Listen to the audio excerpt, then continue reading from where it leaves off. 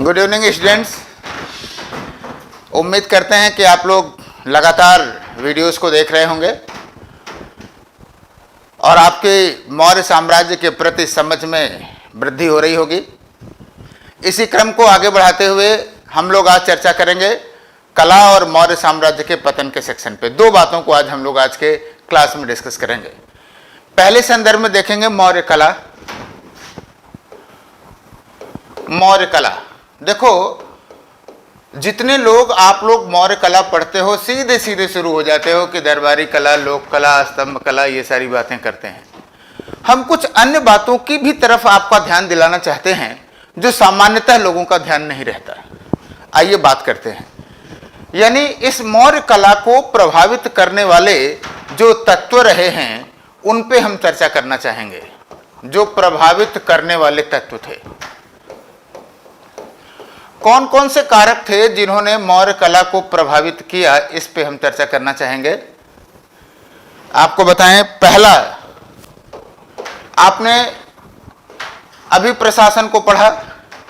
प्रशासन में आपने क्या देखा कि मौर्य जो प्रशासन था वो एक तरह से उच्च स्तरीय केंद्रीकरण था। ये आपने पढ़ा। अब आप कहेंगे कि सर उच्च स्तरीय केंद्रीयकरण को आप कला से कैसे जोड़ देते हैं? तो आइए मैं दिखाता हूं कैसे जोड़ते हैं। केंद्रीकरण का मतलब ये हुआ कि हर एक सेक्शन पे, हर एक विभाग पे क्या होगा कि राजा का नियंत्रण होगा ना। तो क्या कला का क्षेत्र नहीं होगा? और जब कला के क्षेत्र में राज्य का नियंत्रण होगा तो वो दिखाई देगा किसमें? दरबारी कला में। और अगर आज के डेट में अब हम आपसे पूछें कि मौर्य कला का सबसे प्रमुख अभिलक्षण क्या होगा, तो आपको जवाब देना चाहिए कि सर दरबारी कला होगा। क्यों? क्योंकि इतना अच्छा केंद्रीयकरण कहीं दिखा ही नहीं, इतना ज्यादा केंद्रीय नियंत्रण नहीं दिखा। इसलिए स्वाभाविक रूप से आप देखेंगे तो कला में भी वो नियंत्रण दिखाई देगा जो कि दरबारी कला के रूप में दिखाई देगा। श्योर। एक दूसरे पहलू पे जरा आप विचार करिए। जैसे मान लीजिए कि जो टैक्सेशन व्यवस्था थी, उच्च कर व्यवस्था थी, उच्च कर प्रणाली थी। अर्थशास्त्र के अंदर वर्णित करों को ना भी लिया जाए तो आप देखोगे कि टैक्सेशन सिस्टम पर्याप्त था। अगर राज्य अधिक कर ले रहा है तो क्या जनता के पास कृषि का जो जनता के पास इकोनॉमी का जो अधिशेष होगा वो क्या होगा? कम होगा कि ज्यादा? जाहिर सी बात है कम होगा। तो जो नागरिकों की बचत होगी वो बहुत कम होगी। याद रखिएगा, नागरिकों की बचत कम होगी। और जब बचत कम होगी तो जाहिर सी बात है जो लोक कला, अब देखो इस इकोनॉमी को हम आर्ट में जोड़ रहे हैं, तो जब आपके पास बचत कम है तो जाहिर सी बात है कला का जो सेक्शन होगा, जो लोक कला होगा, वो हल्का सा डिम हो जाएगा। होगा तो, लेकिन उसका जो इंपैक्ट है वो थोड़ा सा कम दिखाई देगा मौर्य कला में, राइट। और तीसरी बात अगर आप देखोगे उस समय में तो सॉरी, जो राज्य का धर्म है, राज्य ने जिस धर्म को संरक्षण किया, क्योंकि राज्य का धर्म तो हम नहीं कहेंगे, लेकिन राज्य के शासकों की धार्मिक निष्ठा, शासकों की धार्मिक निष्ठा भी अभिव्यक्त होगी। धार्मिक निष्ठा भी अभिव्यक्त होगी किसमें? राज दरबारी कला में। क्लियर है? अब इन सेगमेंट को उठा करके अगर आपने मौर्य कला को इन बिंदुओं से, इन कारकों को जोड़ दिया तो जाहिर सी बात है कि आपका आंसर जो होगा वो क्या होगा? परफेक्शन की तरह से होगा। इसके बाद आप जानते हैं, ये जान लीजिए कतई कि इतने फीट लंबा था, इतने फीट चौड़ा था, इस चीज को लिखने से नंबर नहीं मिलने वाला है। श्योर। तो आइए हम देखते हैं कॉन्सेप्चुअली मौर्य कला का कैसे विकास हुआ। जैसा कि आप सभी लोग जानते हो, मौर्य कला को अगर हम लोग एनालाइज करें तो आप ये कह सकते हैं कि मौर्य कला को हम दो भागों में डिवाइड करेंगे। पहला तो दरबारी कला, जो कोर्ट आर्ट रहा, दरबारी कला रहा। केंद्रीय नियंत्रण में रहा, और ये अच्छी बात नहीं मानी जाती है। कला के क्षेत्र में कला वो अच्छी मानी जाती है, संस्कृति वो अच्छी बात है मानी जाती है जिसमें सबकी अभिव्यक्ति हो सके। लेकिन फिलहाल इस पहलू को हम नहीं देखते। यहाँ दरबारी कला और उसके बाद लोक कला देखते हैं, फोक आर्ट, लोक कला। और जो दरबारी कला के अंतर्गत आप देखेंगे तो इसके 3 पहलू आपको मिलेंगे। पहला तो मौर्यों का राजप्रासाद। आइए हम लोग इसकी चर्चा करेंगे, इसकी रचना करेंगे, राजप्रासाद की बात करेंगे। दूसरी बात मौर्यों के स्तंभ लेख, मौर्यों का स्तंभ लेख, और फिर स्तूप की बात करेंगे। और लोक कला में जो विभिन्न स्थानों से, जैसे मथुरा है, पटना है, दीदारगंज है, इन विभिन्न स्थलों से जो मूर्तियां प्राप्त हुई हैं उनकी चर्चा करेंगे। इन मूर्तियों की चर्चा करेंगे लोक कला में हम बात करेंगे। तो आइए देखते हैं, पहला सेक्शन उठाते हैं, राजप्रासाद को उठाते हैं। आइए बताएं, जो राजप्रासाद मौर्यों का था उसकी हम चर्चा करते हैं। देखिए, जो मौर्यों का राजप्रासाद था वो, उसके जो साक्ष्य हैं पटना के कुम्हार गांव से मिले हैं, कुम्हार गांव से प्राप्त हुए हैं। और इसकी अगर आप रचना देख लें और कौटिल्य के दिशा निर्देश देख लें तो उनके हिसाब से आप देखेंगे तो थोड़ा बहुत आपको अंतर दिखाई देगा। कौटिल्य के निर्देशों को पूरी तरह से यहाँ आपको पालन नहीं किया जाएगा, लेकिन फिर भी देखें कहाँ से हुआ, कैसे था। तो वास्तव में जैसा कि बताता है ये कि जो पाटलिपुत्र के साइज एकदम जानने की जरूरत नहीं है। पाटलिपुत्र के पहले तो चारों तरफ आप देखेंगे तो लगभग 700 फीट चौड़ी खाई थी, 700 फीट ये खाई थी, यानी सुरक्षा के पॉइंट ऑफ व्यू से बनाई गई थी। ये राजप्रासाद के सेक्शन को समझिए, 700 फीट खाई थी चारों तरफ। और जैसे ही आप जाएंगे तो जो ये आप देखेंगे कि लकड़ी का, या चारों तरफ इसमें आप दीवार देखेंगे,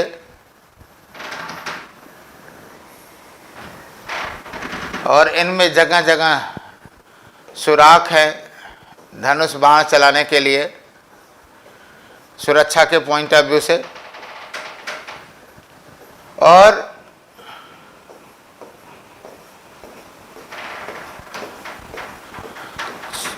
चौसठ दरवाजे और 570 बुर्ज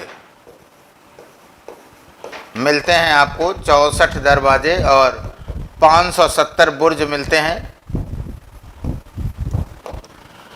अंदर आप देखेंगे तो आपको कई तालाब दिखाई देंगे, सरोवर दिखाई देंगे।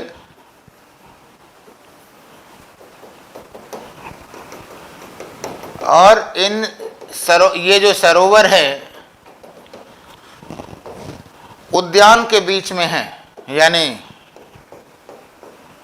पेड़ आपको दिखाई देंगे।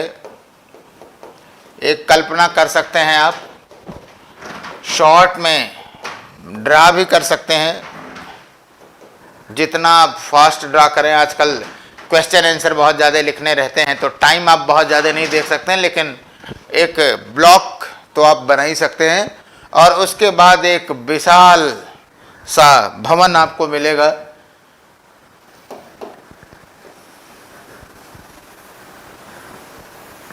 इसमें 300 से भी अधिक कमरे हैं,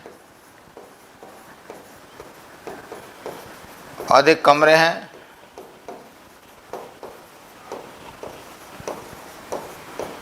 कमरों पे आप देखेंगे, अगर हम बात करें तो आप ये कह सकते हैं, यानी इस जो राजप्रासाद है आपको इस राजप्रसाद में सबसे पहली चीज तो दिखाई देगी, जो इसके जो प्रमुख फीचर्स हैं अगर हम बात करें तो आप ये कह सकते हैं कि निश्चित रूप से सुरक्षा के दृष्टि से सुरक्षित थे, ये सुरक्षित दुर्ग की तरह से थे।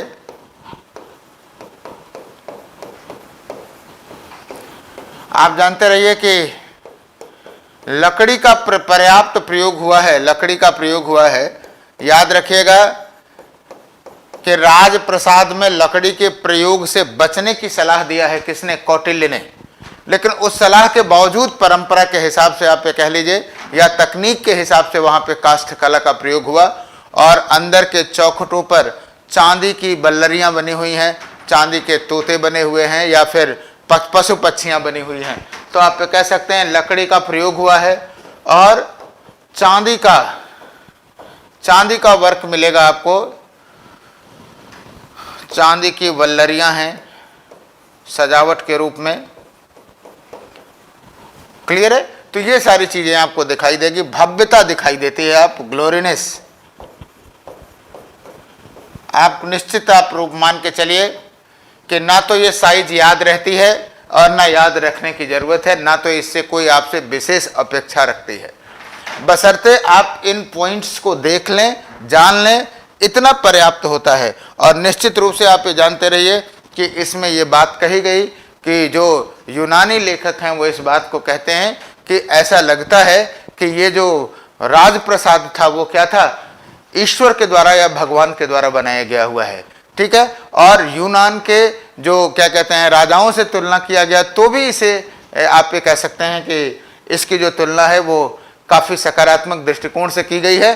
तो ये राजप्रसाद का पार्ट रहा इसका। क्लियर है? दूसरी चीज, आइए हम लोग दूसरा सेकंड पार्ट की बात करते हैं। और वो जो सेकंड पार्ट है वो बात हो गई आपकी स्तंभ कला की बात करते हैं।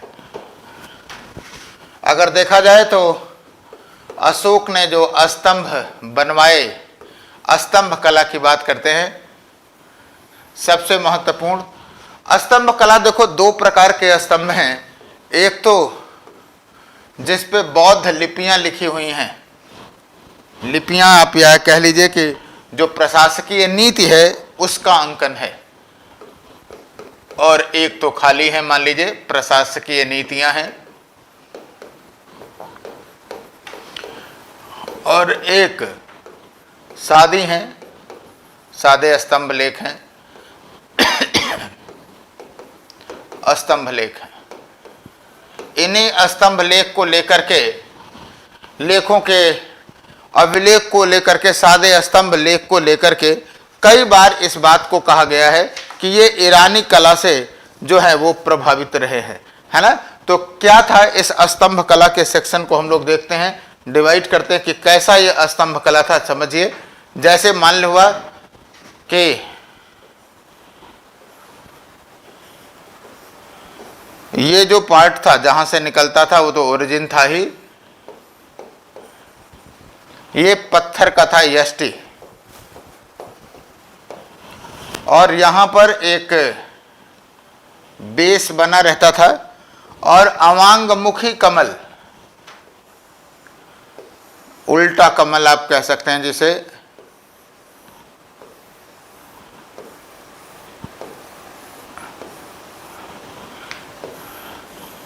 अगर आप देखेंगे अवांगमुखी कमल, उल्टा कमल जिसे आप कहते हैं। हमारे यहाँ आध्यात्मिक महत्व है। दुर्गा जी को जब चढ़ता है तो कमल को ऐसे पंखुड़ियाँ निकाल करके, पंखुड़ियाँ ऐसे पलट करके चढ़ाया जाता है। तो भारतीय आध्यात्मिक प्रक्रिया से इसे आप जोड़ सकते हैं, बड़ा शुभ माना जाता है ये, है ना। और उसके बाद ये आपको दिखाई देगा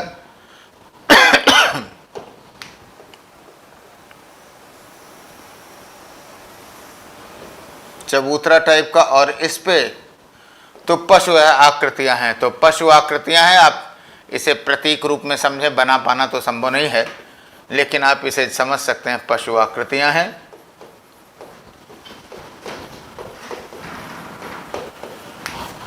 और इन्हीं पे लेख लिखे हुए हैं, है ना, इन पे लेख लिखे हुए हैं। पशु आकृतियां भी आप जानते रहिए कि विशेष महत्व के हैं, प्रतीकात्मक हैं, इनका महत्व है। और ये जो प्रतीकात्मक हैं वो आप ये कह सकते हैं कि कहीं न कहीं बौद्ध दर्शन से जुड़े हुए हैं। जैसे मान लीजिए कि हाथी है, हाथी का अंकन है, अश्व का अंकन है, बैल का अंकन है ना, सिंह का अंकन है। मुख्य रूप से इन चार का है और इन चारों का अपना अपना महत्व है। जैसे हस्ती का अंकन गर्भावस्था से संबंधित है, बैल का जन्म से संबंधित है, अश्व का गृह त्याग से संबंधित है, सिंह का आचार्यत्व की प्राप्ति से संबंधित है। और इन चारों पशुओं को लिखा गया है, रखा गया है। अलग अलग स्तंभों पे अलग अलग पशु आकृतियां हैं। जैसे आप मान लीजिए सारनाथ में आप देखिए 4 सिंह हैं, सभी लोग देखे होंगे, इसीलिए हमने सबसे जो चर्चित नाम ही बताया आपको। रामपुरवा में वृषभ है, रामपुरवा में वृषभ है। यानी सिर्फ ये लिख देने की जरूरत है कि इस पे पशु आकृतियां रहती थी, है ना। पशु आकृतियों का अंकन था जो कि बौद्ध में या भारतीय ऐतिहासिक और सांस्कृतिक परंपरा में उनका एक विशेष महत्व होता था या उनका एक विशेष योगदान होता था। क्लियर हो गई बात, हमारी समझ में आई कि नहीं? तो स्तंभ कला के सेक्शन को आप समझिए। यष्टि का पार्ट हो गया, दंड का अवांग मुखी कमल हो गया, और उसके बाद एक चबूतरा और उसके ऊपर पशु आकृतियां। और इसी स्तंभ कला को बहुत सारे पाश्चात्य जो लेखक हैं वो ये मानते हैं कि यह कला ईरानी कला से प्रभावित रही है। क्यों? क्योंकि इस पे जो बात लिखी गई वो ऐसे लिखी हुई है कि देवताओं का प्रिय राजा, जैसे देवानाम प्रिय अशोक या देवानाम प्रियदर्शी राजा ऐसा कहता है। और डेरियस का जब अभिलेख आप प्राप्त करेंगे तो शुरुआती दौर भी लिखा जाता है कि देवताओं का प्रिय राजा डेरियस ऐसा कहता है। तो माना गया कि ये जो क्या कहते हैं कि लेख है वो ईरानी प्रथा से प्रेरित था। खास करके वहां भी पत्थर थे, यहां भी पत्थर के ही हो गया। तो बहुत सारे लोगों ने इस बात को आरोप लगाया कि जो मौर्य कला है वो ईरानी कला से मिलती जुलती है। लेकिन हम देखेंगे कि मौर्य कला और ईरानी कला में बहुत अंतर है। क्या क्या अंतर है, उन अंतर को हम लोग डिफाइन करते हैं। देखते हैं कि क्या मौर्य स्तंभ कला और ईरानी कला में कोई अंतर है। ईरानी स्तंभ कला में कोई अंतर दिख रहा है तो आप देखेंगे कि कई कला के बिंदु आपको दिखाई देंगे। जैसे नंबर 1 की बात करें, सबसे पहले तो जो मौर्य जो स्तंभ हैं वो एकाश्मक हैं, मोनोलिथिक हैं। स्तंभ एकाश्मक हैं, मोनोलिथिक हैं, यानी एक ही पत्थर से काट करके बनाए हुए हैं। जबकि जो ईरानी हैं, ईरानी में पत्थरों को जोड़ा गया है, पत्थरों को जोड़ा गया है। पहला तो अंतर आपको यही दिखाई देगा। दूसरा अंतर अगर आप देखिए तो जो मौर्य स्तंभ हैं वो आप ये कह सकते हैं कि सार्वजनिक स्थानों पर हैं। मौर्य स्तंभ सार्वजनिक स्थानों पर हैं। और ईरानी कहाँ हैं? ईरानी भवनों में लगे हुए हैं। इसका मतलब है ये निश्चित रूप से कम इसका जो कंटेंट ऐसा था वो आम जनता के लिए था, उनको संबोधित था। तीसरी चीज अगर आप ये देखेंगे कि मौर्यों पर पशु आकृतियां हैं, मौर्यों पर पशु आकृतियां हैं। और जो ईरानी स्तंभ लेख हैं उस पे मानव हैं, ईरानी पे मानव हैं, मानव हैं। क्लियर? आप ईरानी लेखों को देखेंगे तो ऊपर से नीचे जो है वो एक साइज के आपको दिखाई देंगे, एक ही जैसे आपको दिखाई देंगे ईरानी कला को अगर आप देखेंगे। क्लियर है? लेकिन जो अशोक के लेख हैं ऊपर से नीचे आप देखेंगे तो नीचे से ऊपर जो है वो पतले होते गए हैं, यानी इसमें भी अंतर है। यानी आप ये कह सकते हैं कि जो पत्थर है ईरानी वो एक जैसे है, ऊपर से नीचे एक चौड़ाई है, ऊपर से नीचे चौड़ाई एक है, जबकि जो अशोक के पत्थर है वो क्या है, वो पतले होते चले गए हैं। तो ये एक अंतर है। अब एक बहुत बड़ा मुद्दा उठाया गया कि जो ईरानी पॉलिश है वो पॉलिश चमकदार है, भारत में चमकदार पॉलिश इसके पहले नहीं दिखाई देती, ऐसा माना जाता है। लेकिन आपको बताऊं कि अब यह भी मत नहीं माना जाता है। वासुदेव शरण अग्रवाल जी हैं, उन्होंने इस पे शोध किया और बताया कि महाभारत का जो आपस्तंभ सूत्र है, आपस्तंभ सूत्र में इस तरह की पॉलिश की व्यवस्था है और ये माना जा सकता है कि वहां से ये लिया गया होगा, यानी उसको भी हम लोग मानते हैं कि भारतीय परंपरा का था। और इन 4-5 जो मौलिक हमने आपको अंतर बताया, इस अंतर से हम ये कह सकते हैं कि जो मौर्य कला है वो ईरानी कला से प्रभावित नहीं थी, है ना, या उस पर कम से कम अनुकरण नहीं थी। थोड़ा बहुत प्रभाव अगर दिखता है तो वो कोई बहुत बड़ी बात नहीं है, लेकिन मौर्य कला में और ईरानी कला में मौलिक अंतर था, ये बात हम लोग यहाँ पे कह सकते हैं, यहाँ पे लिख सकते हैं। श्योर। तो ये रहा आपका स्तंभ कला की बात। अब आइए हम लोग बात करते हैं स्तूप कला की बात करते हैं। निश्चित रूप से अगर साहित्य देखेंगे तो साहित्य में तो कहा गया अशोक को कि उसने 84,000 स्तूप बनवाए।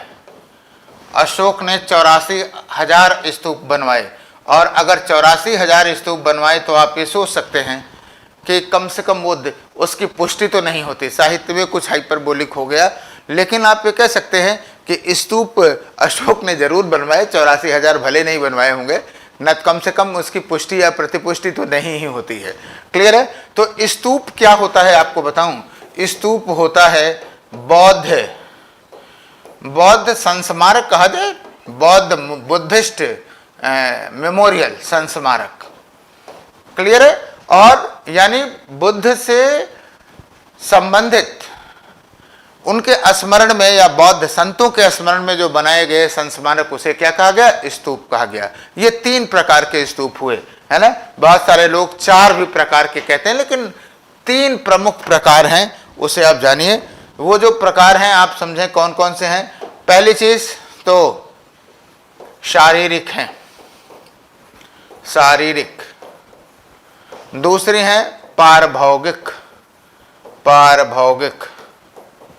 और तीसरा प्रकार है परिकल्पित का,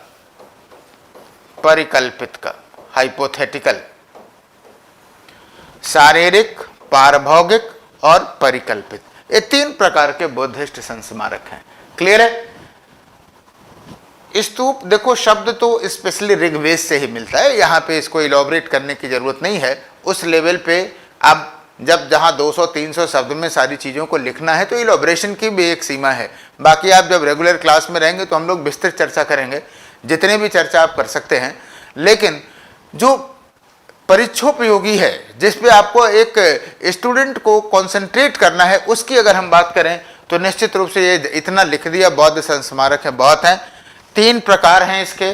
कैसे। शारीरिक मतलब ये है कि भगवान बुद्ध के शरीर के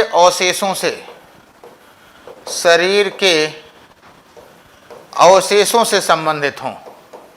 7-8 स्थानों पर हैं ये, अवशेषों से संबंधित हों।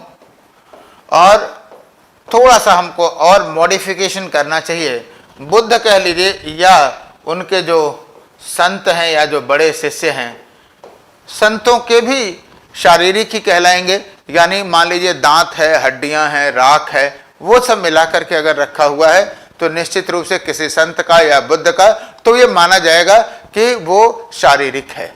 पारभौगिक जैसा नाम है कि उनके द्वारा प्रयुक्त वस्तुओं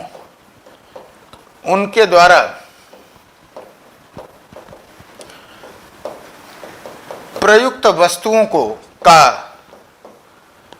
प्रयोग किया गया है। मान लीजिए स्तूप में अगर कुछ वो वस्तु हैं, उन वस्तु को अगर प्रयुक्त कर लिया जाए तो उसे हम लोग क्या कहेंगे कि पारभौगिक स्तूप कहेंगे। और परिकल्पित का मतलब ये होता है कि ये दोनों ज्यादा इंपॉर्टेंट होते हैं अगर कला के पॉइंट ऑफ व्यू से देखें, या कला ना कहिए, धार्मिक महत्व, संस्कृति के पॉइंट ऑफ व्यू से अगर देखें तो हम ये कह सकते हैं कि इन चीजों का महत्व या इन चीजों का इंपॉर्टेंस ज्यादा है। श्योर है। परिकल्पित क्या है? आप जानते हो कि हमारे यहाँ धार्मिक भावना जो है बहुत ही वो मारती है, उबाल मारती है। तो मालूम हुआ कोई भक्त गया किसी बड़े के पास, उसने एक छोटा सा स्तूप बना दिया, कल्पना के द्वारा ही बना दिया। तो निश्चित रूप से बड़े स्तूपों के साथ कल्पना करके जो आम जनता है या वो बनवाती है, तो उसे हम लोग परिकल्पित स्तूप कहते हैं। स्तूप की क्या संरचना होती है, आइए हम लोग चर्चा करें। यहाँ पे थोड़ा सा 2D में हम बनाते हैं, 2D और 3D का डिफरेंस आप समझ रहे होंगे। तो आपको बताऊं कि जहां से ये स्तूप निकलता है, अंड आप कह सकते हैं, जो ओरिजिनल पार्ट होता है ना, सेमी स्फेरिकल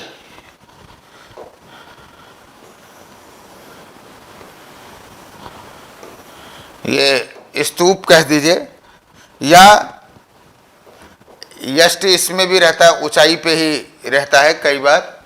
और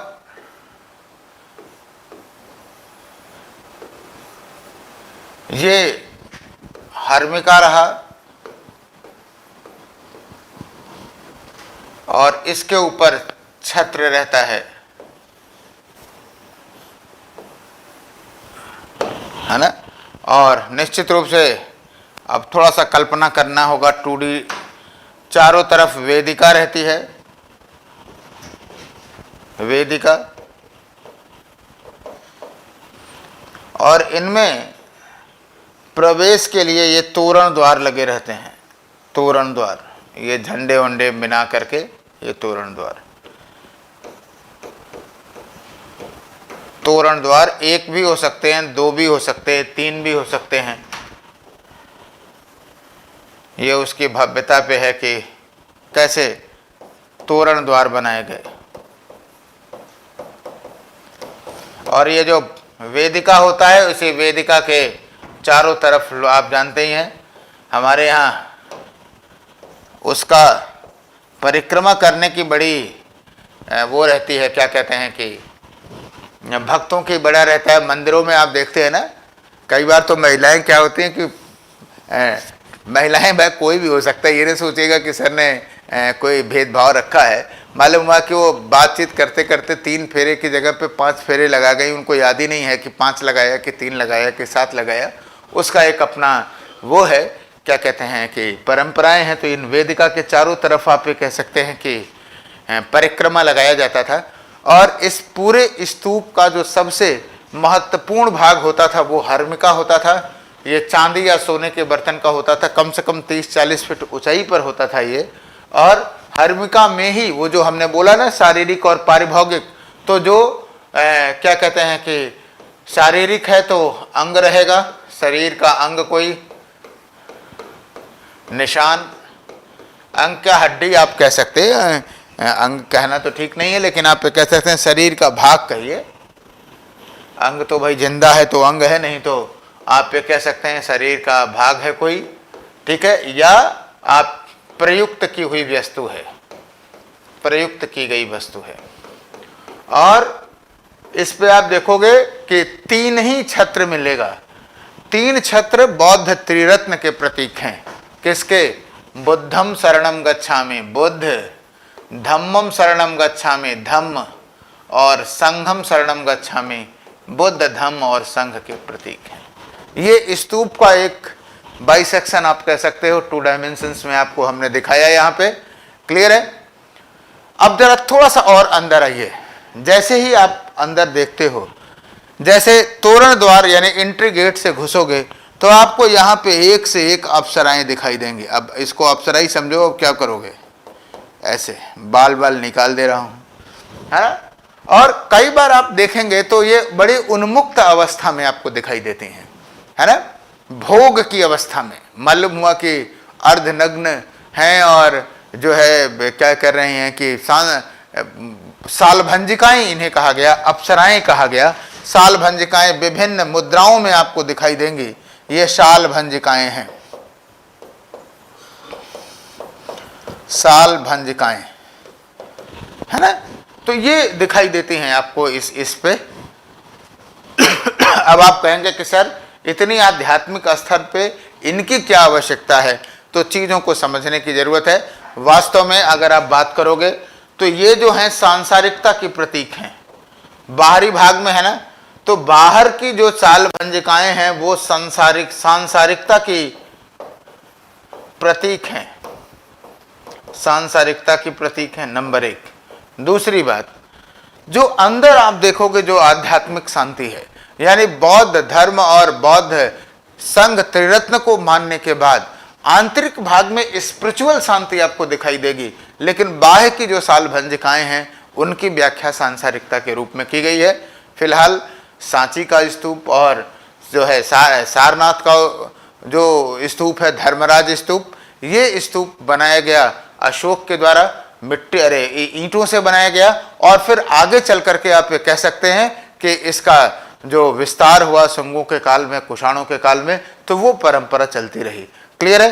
तो राजकीय जो कला थी, राज दरबारी कला थी, उसके हमने विभिन्न एस्पेक्ट को बताया। इसके बाद अगर आप बात करें तो इसके बाद बात होती है जो लोक कला है, फोक आर्ट है। और हमने आपको बताया कि वास्तव में मौर्य काल में लोक कला उतनी अभिव्यक्त नहीं हो पाई, है ना। आपको बताऊं, दरबारी कला में हम लोगों को एक और पॉइंट थोड़ा सा डिस्कस करना चाहिए, यहां मैं डिस्कस कर दे रहा हूं फिलहाल, और वो क्या है, बहुत हल्का ही पार्ट है लेकिन मुझे लगता है जरूर करना चाहिए आपको। गुफा कला, गुफा कला, ये अगर आप नहीं करेंगे तो थोड़ा सा ही सही लेकिन छूट जाएगा। बाराबर की पहाड़ियों पे आपको मिलेगा। अशोक के समय में और दशरथ के समय में दोनों पे बाराबर हिल्स पे गुफाओं को काट करके बनाया गया ये, ठीक है। इस तरह से आपको क्रॉस सेक्शन दिखाई देगा, अंदर जाएंगे तो, बाहर से तो ऐसे ही दिखाई देगा, थोड़ा सा ये तोरण टाइप का आपको दिखाई देगा। क्लियर है। और कई हैं, जैसे सुदामा गुफा, कर्णचोपण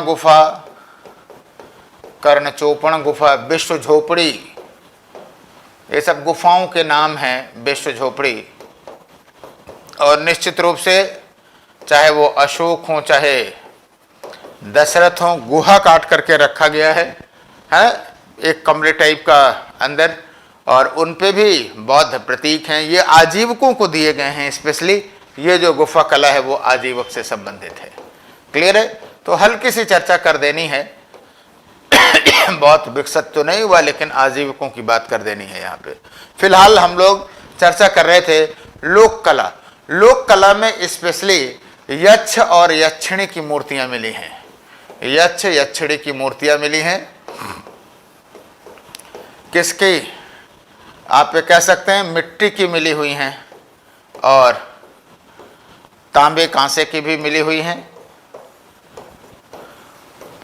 और यक्ष यक्षिणियों के बारे में विभिन्न प्रकार के जो लोकाचार विचार थे भारतीय समाज में, उन्हीं की ये अभिव्यक्ति है ना। आज भी आप देखिए, गांव में चले जाइए तो आपको कम से कम जो पूर्वांचल है यूपी का और बिहार है, हर गांव की अपनी एक कुल देवी हैं, कुल देवता है, यक्ष यक्षिणी है ना। तो उन सब के हिसाब से भी आपको मूर्तियां वहां पे मिल जाएंगी। आपको आज भी जो भी आध्यात्मिक चेतना वाले में हैं वो इस बात को कहते हैं, उनका आह्वान भी कहते हैं, कुल देवताभ्यो नमः, ग्राम देवताभ्यो नमः। कुल, ग्राम और जो सारी चीज़ें हैं सारे देवी देवताओं का, उनका इसमें है। ये लोकाचार है, लोक कला है, फोक आर्ट है, इसका सिर्फ बौद्ध धर्म से रिलेशन नहीं है। क्लियर है। तो ये आपका कला का सेक्शन हो गया, जो कि मौर्य कला में ये देखना है। ये इसकी अभिव्यक्ति थोड़ी सी कम है, और वो उसका कारण जो हमने आपको बताया वो सिर्फ यही है कि जब इनके पास इकोनॉमिक सरप्लस नहीं था तो वो अभिव्यक्ति आपको अपेक्षाकृत कम दिखाई देगी।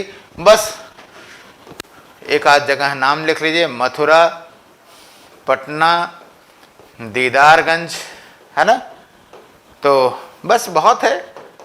ये लोक कला 50 वर्ड के लिए स्टेज अलग से कभी पूछा ही नहीं जाएगा, और अलग से अगर पूछेगा तो वहीं से कोरिलेट करके 50 शब्द वहाँ और 50 शब्द यहाँ, इससे मिला करके आप लिखेंगे तो कला का सेक्शन मौर्य कला का कंप्लीट हो जाएगा।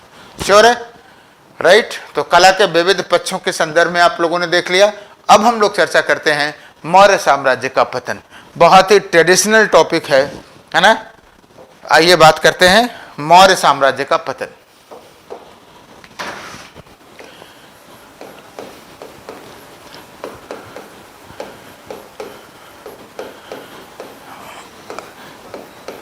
मौर्य साम्राज्य का पतन। पहले एक एक सेगमेंट को हम लोग समझ लें, फिर क्वेश्चन आंसर सेशन में हम लोग कल सेलेक्टिव जो है कुछ प्रश्नों की चर्चा करेंगे, और वहां पे आप देखेंगे कि सवाल कैसे पूछे जाएंगे। इसकी संभावना तो एकदम नहीं है कि सीधे पूछ दे कि मौर्य साम्राज्य के पतन के कारणों की विवेचना करें। जरूर कुछ न कुछ उसमें कोरिलेट करके पूछेगा ही, चाहे वो अशोक की धम्म नीति से जोड़ दे, चाहे अहिंसा नीति से जोड़ दे, चाहे किसी से जोड़ दे, डायरेक्टली नहीं पूछेगा। लेकिन हाँ, आज भी आप कह सकते हो कि सर जो स्टेट पब्लिक सर्विस कमीशन होते हैं, हम यूपीएससी की बात कर रहे थे, और निश्चित रूप से स्टेट पब्लिक सर्विस कमीशन में अगर आपको उत्तर प्रदेश पीसीएस में ये आ जाए ऑप्शनल में कि मौर्य साम्राज्य के पतन के कारणों की विवेचना करिए, तो हैरानी होने की जरूरत नहीं है, सिंपल सवाल भी पूछा जाता है ना। अब यूपीएससी में भी पूछ ले तो क्या मना थोड़ी करेंगे आप, लेकिन यूपीएससी का जो पूछने का जो मूड है थोड़ा सा ट्विस्ट करके रहता है। हम लोग कल क्वेश्चन आंसर सेशन की स्पेशल चर्चा करेंगे, और फिर आपको लगेगा कि हाँ सर, इस क्लासेस के बाद अगर हम उसको कर लेते हैं तो हम और बेहतर ढंग में या और बेहतर एस्पेक्ट में कर सकते हैं। तो आइए हम लोग बात करते हैं मौर्य साम्राज्य के पतन के जो कारण थे। आप देखो, बहुत सारे लोग जो बीए एमए वाले हैं वो इस बात को कहते हैं कि सर पतन का तो हम किसी भी साम्राज्य के पतन का कारण लिख दें, है ना। क्योंकि आप देखेंगे कि कई बार जो पतन के कारण होते हैं वो प्रायः एक जैसे होते हैं, वो भी राजतंत्रात्मक प्रशासन पद्धति के जो कारण हैं वो प्रायः एक ही जैसे होते हैं। आइए देखते हैं क्यों। क्योंकि जो राजतंत्र होता है वो व्यक्ति पर आधारित होता है। अगर व्यक्ति योग्य है तब तो ठीक है, और अगर अयोग्य है तो तुरंत वो सिस्टम से बाहर हो जाता है। तो आइए हम लोग बात करें किन किन बिंदुओं पर ध्यान में रखना चाहिए। तो पहला जो कारण आप देखेंगे वो यही आपको दिखाई देगा, अयोग्य उत्तराधिकारी।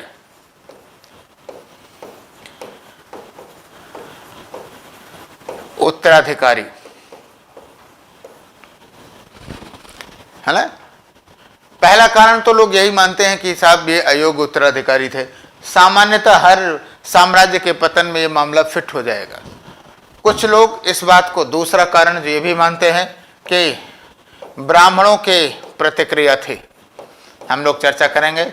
अच्छा, एक बात जानते रहिए, हम अगर आपको बता भी दें कि फलाने इतिहासकार ने ऐसा कहा था, आपको एकदम लिखने की जरूरत नहीं है। तथ्यात्मक नहीं, वैचारिक मूल्यांकन होता है मेंस का। ये लिख देंगे कि हेमचंद राय चौधरी ने अपनी पुस्तक प्राचीन भारत के इतिहास में इस बात को बताया है कि यह ब्राह्मणों की प्रतिक्रिया थी, तो ये इससे कहिए कि 1-8% नंबर ज़्यादा मिल जाए, एकदम नहीं मिलेगा, बल्कि आपका वर्ड लिमिट का बजट जरूर खराब हो जाएगा। इसलिए सीधे आप ऐसे कहेंगे कि मौर्य साम्राज्य के पतन के संदर्भ में कई मत उभर करके आए हैं, और फिर एक एक मत की चर्चा करना शुरू कर देंगे। तो ब्राह्मणों की प्रतिक्रिया मानी गई। एक माना गया कि जो अशोक की शांति और अहिंसा की नीति थी, अशोक की शांति और अहिंसा की नीति थी, एक कारण ये भी दिया गया। एक एक कारण की हम लोग अभी चर्चा करेंगे। इसके बाद एक कारण ये दिया गया कि जटिल नौकरशाही थी, जटिल नौकरशाही थी। एक कारण ये दिया गया कि राजकोषीय दबाव था, राजकोषीय दबाव था। एक कारण यह भी दिया गया कि राजकोषीय दबाव के साथ अगर आप देखें तो आप ये कह सकते हैं कि जो विभिन्न संस्कृतियां थीं विभिन्न संस्कृतियों का उदय हुआ। ये थोड़ा सा नया आपको टॉपिक बात लगेगी, लेकिन जानिए।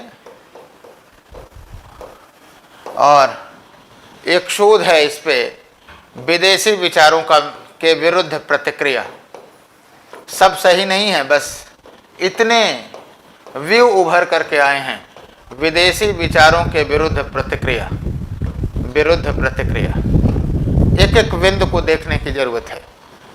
जैसे अशोक के अयोग्य उत्तराधिकारी, ऑफ कोर्स अयोग्य उत्तराधिकारी किसी भी केंद्रीकृत प्रशासन के पतन के लिए सबसे ज्यादा जिम्मेदार होते हैं। तो आप कह सकते हैं कि अशोक के बाद के उत्तराधिकारी कमजोर थे और वो मौर्य केंद्रीकृत प्रशासनिक व्यवस्था को संभाल नहीं सके। नंबर 1 क्लियर है, याद रखिएगा। अशोक के पहले 2 प्रकार की पॉलिसीज आई गई। एक तो चंद्रगुप्त मौर्य द्वारा स्थापित जो रक्त एवं लौह की नीति थी, उसके द्वारा अशोक के समय तक मौर्य प्रशासन को या मौर्य साम्राज्य को बनाए रखा गया। अशोक ने उसमें संशोधन किया, धम्म की नीति के द्वारा उसने प्रशासन को बनाए रखा। दोनों नीतियों से मौर्य साम्राज्य बना हुआ था। लेकिन यह अशोक के कमजोर अधिकारी थे, जिन्होंने ना तो धम्म की नीति का पालन कर सके, ना तो रक्त एवं लौह की नीति का पालन कर सके, और ना ही कोई ऐसी वैकल्पिक नीति बना सके जो कि मौर्य साम्राज्य को क्या कर पाता, सुरक्षित कर पाता। इसलिए अशोक मौर्य साम्राज्य के पतन में सबसे बड़ी या सॉरी जो तत्कालिक भूमिका आपको दिखाई देती है, वो किस में दिखाई देती है? अयोग्य उत्तराधिकारियों में दिखाई देती है। राइट। अब आइए दूसरे मत को बात करते हैं, ब्राह्मणों की प्रतिक्रिया। ब्राह्मणों की प्रतिक्रिया का क्या आधार है? क्यों कहा गया कि यह ब्राह्मणों की प्रतिक्रिया थी? आइए बात करते हैं।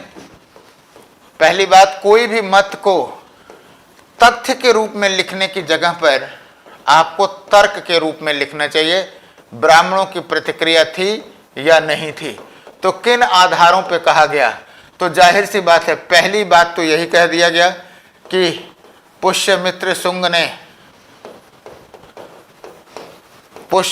शुंग ने विरोध किया था, बृहद्रथ को मारा था, और आप जानते हैं कि यह ब्राह्मण था।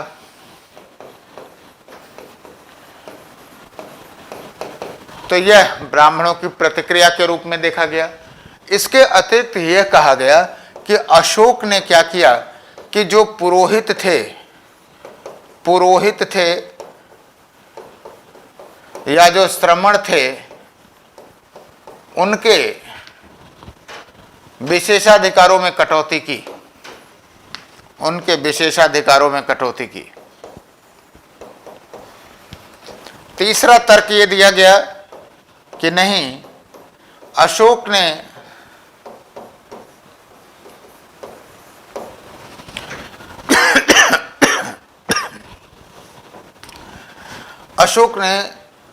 धम्म नीति को प्राथमिकता दे दी और ये सारी बातें ब्राह्मणों के अगेंस्ट गई, धम्म नीति को प्राथमिकता दी। ये तर्क दिया गया है। जब तक आप इन तर्कों को नहीं लिखेंगे तब तक ये लिख देना कि इस मत को हेमचंद राय चौधरी ने दिया, ये तार्किक नहीं है।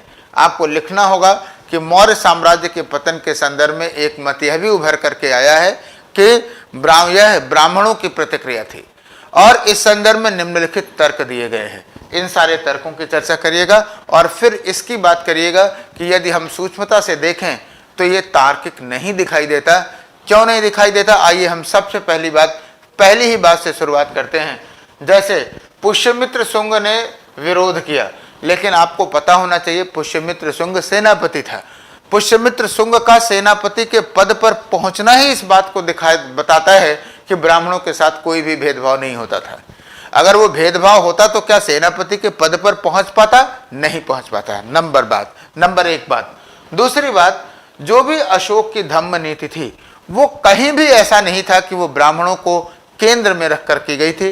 वो एक ऐसी नैतिक आचार संहिता लाने का प्रयास कर रहा था, उसका दृष्टिकोण व्यापक था, वो किसी को टारगेट करके नहीं लाया था।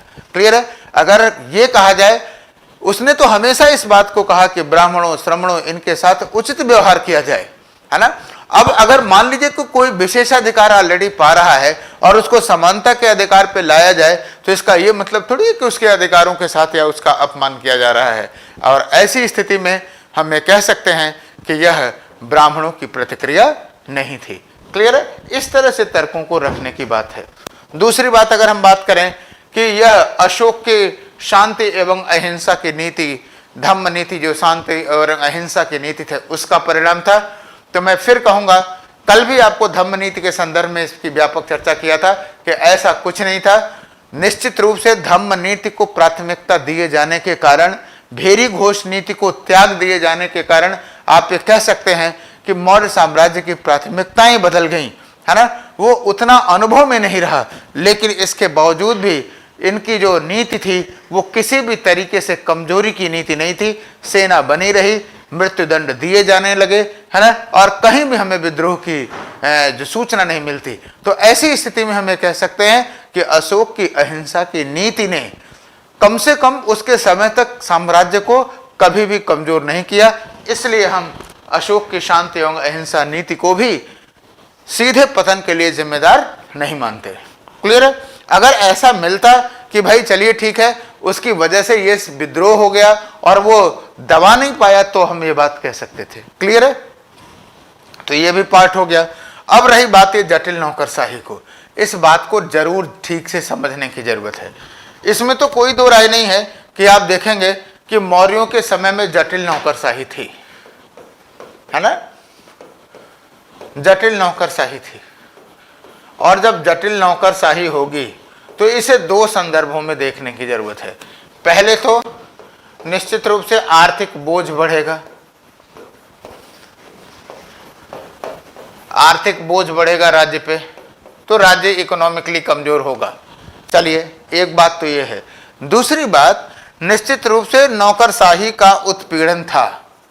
हम कैसे मानते हैं, खुद इसके लक्षण हैं, नौकरशाही का उत्पीड़न था। आइए देखते हैं कैसे।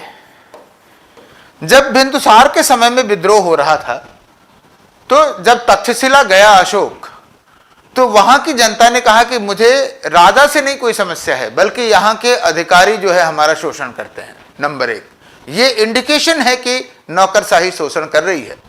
दूसरी बात, अशोक खुद कहता है कि अपने अधिकारियों को तुम जाओ और देखो कि कहीं स्थानीय स्तर पर किसी को गलत निर्णय की वजह से तो नहीं प्रॉब्लम हो रही है। इसका मतलब है कि नौकरशाही चूक करती थी। तो ये भी एक बहुत बड़ा कारण था। तो निश्चित रूप से आप ये कह सकते हैं। वैसे आपको बताऊं, आप फंसेंगे। रोमिला थापर जैसी लोग तो वो कहती हैं कि जैसे आधुनिक आईएएस की जो परीक्षा होती है उस टाइप की परीक्षा नहीं होती थी। तो बस मैं इतना ही कहूँगा कि निश्चित रूप से इस तरह की अपेक्षा करना कि आईएएस की तरह से, यूपीएससी की तरह से एग्जाम होगा, संघ लोक सेवा आयोग वहां बैठ जाएगा, ये अपेक्षा तो गलत है ना। और ऐसा नहीं है। कौटिल्य के अर्थशास्त्र को देखिए तो अधिकारियों की योग्यताओं के लिए बड़े कड़े मापदंड अपनाए गए हैं, है ना। तो निश्चित रूप से आप ये नहीं कह सकते। लेकिन हाँ, जटिल नौकरशाही ने प्रशासन पर दबाव बनाया, इससे इनकार नहीं किया जा सकता। आइए, दूसरा पहला राजकोषीय दबाव, इसी संदर्भ में देखने की जरूरत है। कुछ नए रिसर्चेज हैं, इन नए रिसर्चेज को भी जानने की जरूरत है। पहली बात, जो राजकोषीय दबाव की बात आप करते हो, फिस्कल प्रेशर की बात, तो जो राजकोषीय दबाव था, इसमें तो कोई दो राय नहीं है कि राजकोषीय दबाव था। दो बातों से, अभी तो हमने पहले ही बात कहा कि जो राजकोषीय दबाव था, सबको नगद वेतन दिया जाता था, तो नगद वेतन दिए जाए, अधिकारियों को दिया जा रहा है, तो निश्चित रूप से दबाव तो रहेगा ही रहेगा। नगद वेतन दिया जाता था, जटिल नौकरशाही थी, पिछले ही पॉइंट में आपने कहा, तो दबाव तो रहा ही होगा। मुद्रा शास्त्रीय प्रमाण आपको बताता हूं, न्यूमिस्मेटिक्स, जो उस समय चांदी के सिक्के थे, पंचमार्क सिक्के, चांदी के सिक्कों में, इस पॉइंट को नोट किया जाए कि चांदी के सिक्कों में चांदी की कमी लगातार दिखाई दे रही है, चांदी की कमी दिखाई दे रही है। इसका मतलब है क्या कि राज्य की आर्थिक स्थिति पर कहीं ना कहीं प्रेशर तो है ही है। लेकिन एक बात और कहूंगा, यहीं पे नोट करने की जरूरत है, है ना, मैंने पहले स्टार लगवा दिया, वो ये कि एक तरफ चांदी के सिक्के में चांदी की कमी दिखाई दे रही है, तो दूसरी तरफ अगर हम मौर्यों के सामान्य भौतिक जीवन की बात करें तो उसमें गिरावट नहीं दिखाई दे रही है। तो हम यही कह सकते हैं कि यह भी हो सकता है कि यह राजकोषीय नीति का परिणाम हो कि सरकार चांदी की मात्रा को कम कर रही हो। लेकिन चाहे जो भी हो, हम इस बात से इनकार नहीं कर सकते कि इसमें जो है क्या था कि कहीं ना कहीं राजकोषीय दबाव था। तो राजकोषीय दबाव के साथ एक और भी बात हम अपना कहेंगे, जरूर कहना चाहेंगे, इसी में पॉइंट में, अब अलग अलग हम बात नहीं रखना चाहते, इसी में 5A मान लीजिए और 5B मान लीजिए। 5B में राजकोषीय संदर्भ में एक बात और जानने की जरूरत है कि जो आर्थिक विकास का स्तर गंगा घाटी के क्षेत्रों का था, वो आर्थिक विकास का स्तर उत्तरी पश्चिमी क्षेत्रों का नहीं था। तो आर्थिक विकास में जो अंतर होता है तो तनाव में भी अंतर हो, तनाव पैदा करता है। हमेशा आप जानते रहिए, जो सापेक्ष गरीबी होती है, जो रिलेटिव पॉवर्टी होती है, वो ज़्यादा पेनफुल होती है, सरकार के लिए ज़्यादा चुनौतीपूर्ण होती है। तो यह भी एक कारण हो सकता है मौर्य साम्राज्य के पतन के लिए। तो आर्थिक तनाव हमेशा सामाजिक और राजनीतिक तनाव में कन्वर्ट होते हैं। तो राजकोषीय दबाव के संदर्भ में हम इस बात को लिख सकते हैं कि टैक्सेशन तो बराबर था। बात समझो, जो टैक्सेशन गंगा घाटी के क्षेत्रों के लोगों को था, वही टैक्सेशन उत्तरी पश्चिमी सीमा क्षेत्र के लोगों को था, और निश्चित रूप से यहां पे आपको डिफरेंस दिखाई देगा।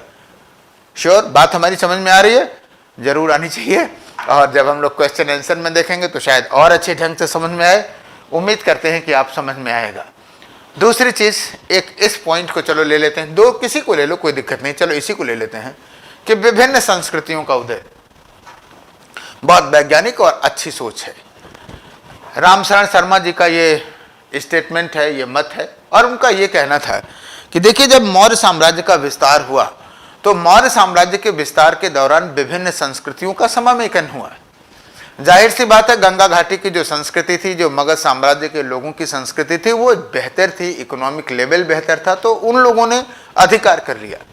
लेकिन जैसे ही जैसे आगे बढ़ा तो विभिन्न क्षेत्रों में प्रौद्योगिकी का प्रभाव था, लौह प्रौद्योगिकी किया गया, उन क्षेत्रों में भी विकास हुआ, उनकी स्थानीय संस्कृतियां भी आगे बढ़ी, और उन लोगों ने एक तरह से क्या किया कि अपनी स्वतंत्र चेतना का प्रयास किया, जो कि मौर्योत्तर काल में दिखाई देता है। और यह मौर्य साम्राज्य के पतन का एक संस्थागत कारक था, इसमें कोई दो राय नहीं है। इस मत को भी माना जा सकता है कि मौर्य साम्राज्य के पतन में इस कारक की भी भूमिका रही होगी। श्योर। आइए लास्ट बिंदु को देखते हैं कि यह विदेशी विचारों के विरुद्ध प्रतिक्रिया थी। ये स्पेशली जो मत है वो एक कलाविद हैं, निहार रंजन राय। निहार रंजन रॉय। निहार रंजन रॉय का क्या कहना है? इनका यह कहना है कि मौर्य प्रशासन में विदेशी तत्वों को समाविष्ट किया गया, स्पेशली कला के क्षेत्र में समाविष्ट किया गया, और वो भी किसके द्वारा? दरबार के द्वारा, आम जनता के द्वारा नहीं। और जब राज्य के दरबार के द्वारा विदेशी चीजों को एक्सेप्ट किया गया तो जनता ने उसे रिजेक्ट कर दिया, और उसका परिणाम पतन के रूप में दिखाई दिया। बड़ी विचारोत्तेजक बातें हैं, लेकिन हम इसे नहीं मानते, है ना। पहली बात, दो बातें हैं। पहली बात तो अभी हमने कला के सेक्शन में आपको बताया कि वास्तव में मौर्य कला ईरान कला से आयातित नहीं थी। ऐसा नहीं था कि मौर्यों ने ईरान कला को एक इंपोर्ट कर लिया था, राइट। हमने बेसिक डिफरेंसेस दिखाए थे।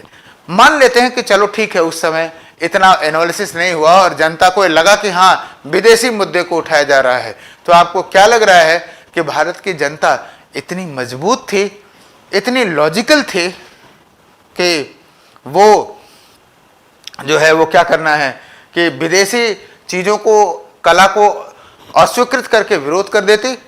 निश्चित रूप से उस समय संचेतना का वह स्तर नहीं था। इसलिए यह एक विचार हो सकता है, लेकिन इसकी संभावना जो है वो क्या है? छीड़तम ही है। तो आपने देखा कि इस पूरी एनालिसिस में कुछ फैक्टर्स को तो हमने एकदम रिजेक्ट कर दिया, जैसे इसको रिजेक्ट कर दिया, है ना। इसमें भी हमने केवल प्राथमिकता चेंज करने की बात को ही माना, इसको कर दिया। तो कुछ को एक निहार रंजन राय वाले बातों को अस्वीकृत कर दिया। ये मत आए जरूर, लेकिन वास्तव में मौर्य साम्राज्य की पतन की व्याख्या के लिए ये उतने सुटेबल नहीं माने जा सकते। कुछ ऐसे थे जिनको हमने इजीली एक्सेप्ट कर दिया, जैसे अयोग्य उत्तराधिकारियों का होना, जटिल नौकरशाही होना, राजकोषीय दबाव का होना, विभिन्न संस्कृतियों का उदय का होना। ये ऐसे कारण थे जिन्होंने वास्तव में मौर्य साम्राज्य के पतन को क्या किया, जरूर प्रभावित किया होगा। क्लियर है? तो अब निष्कर्ष क्या लिखा जाएगा? जाहिर सी बात है, निष्कर्ष लिखा जाएगा इस प्रकार, मौर्य साम्राज्य के पतन के लिए कोई एक कारक जिम्मेदार नहीं था, बल्कि यह कई कारकों का क्या कहते हैं का संयुक्त परिणाम था। और इसमें निश्चित रूप से जब आप सफलता के लिए क्रेडिट देते हो शासक को, तो असफलता के लिए और फेल्योर के लिए भी आपको अयोग्य उत्तराधिकारियों की बात को रख सकते थे। यानी ये जो अन्य संस्थागत कारक हैं, उन पर नियंत्रण तब किया जा सकता था अगर शासक योग्य होता या किसी वैकल्पिक नीति को ले आ पाता। बात समझ आ रही? ये अयोग्य उत्तराधिकारी नहीं हो पाए और इसलिए अंततः मौर्य साम्राज्य क्या हो गया, बिखर गया। राइट? तो हम उम्मीद करते हैं कि आप लोग इन पहलुओं को भी बहुत अच्छे ढंग से समझेंगे। कुछ छोटे छोटे पहलू और हैं, लेकिन हम लोग उन सारी चीज़ों को क्वेश्चन आंसर सेशन में डिस्कस करेंगे। उम्मीद करते हैं यही प्रोसेस रहेगा, यही असर रहेगा आप लोगों के लिए। ये एक सुटेबल क्लास लगी होगी, ये हम उम्मीद करते हैं। और कल की क्लास में जो है हम लोग मौर्य साम्राज्य पे कुछ क्वेश्चन आंसर सेशन की बात करेंगे, प्रश्नों को देखेंगे कि कैसे प्रश्न आए हुए हैं। तब तक के लिए बहुत बहुत धन्यवाद, थैंक यू। ओके, फिर कल की क्लास में मिलते हैं।